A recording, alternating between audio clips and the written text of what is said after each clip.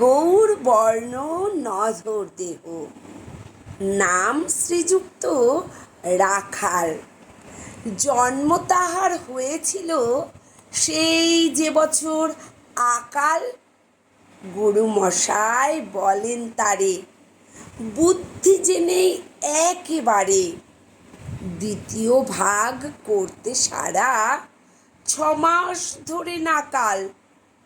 রেগে মেগে বলেন, বাঁদর নাম দিনু তোর মাকাল। নামটা শুনে ভাবলে প্রথম, বাঁকিয়ে যুগল ধরো। তারপরে সে বাড়ি এসে নৃত্য করলে শুরু। হঠাৎ ছেলের মাতন দেখি, সবাই তাকে শুধায়, এ কি?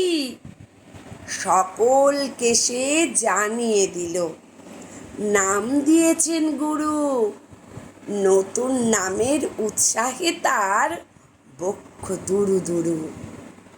কোলের পরে বসিয়ে দাদা বললে কানে কানে, গুরুমশাই গাল দিয়েছেন, বুঝিস নে তার মানে?